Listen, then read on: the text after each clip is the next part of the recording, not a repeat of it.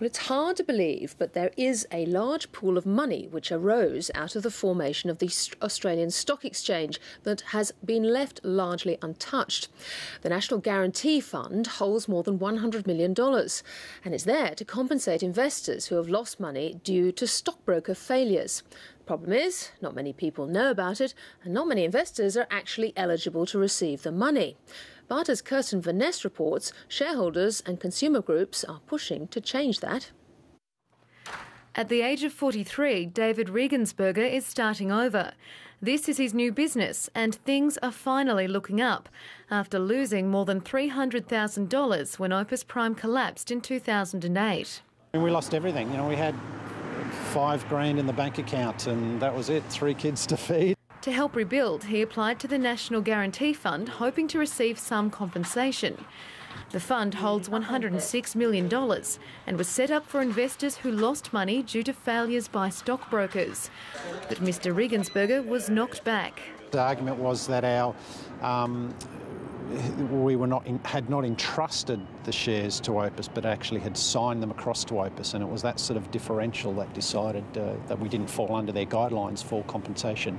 Despite the global financial crisis and recent company collapses, Choice says there's only been 31 claims in the past decade. The trouble is those heads of claim were set a very long time ago and haven't been reviewed since. So we've seen in the last 5 years some stockbrokers have collapsed, consumers have put in claims, but none have been paid. Now that suggests to us that the fund is very out of date.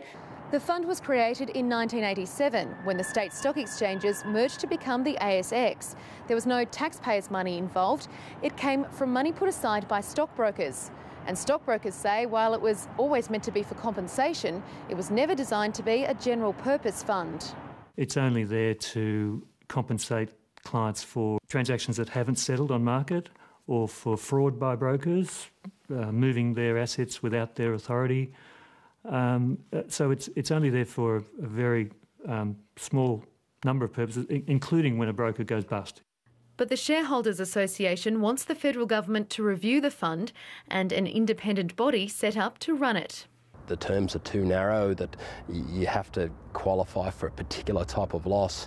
Obviously, this needs to be reviewed and make sure it's run appropriately by people, by an organisation that has the interests of investors and shareholders in mind.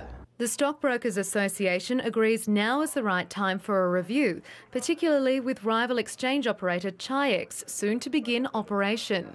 Because it seems a little odd that we've got one compensation regime for Chi-X trades and one for ASX trades. But Doug Clark remains wary of any efforts to expand the NGF, saying $106 million ultimately wouldn't go very far. If you do open up the heads of claim, it could well be strained. It's a very specific compensation fund for on-market transactions.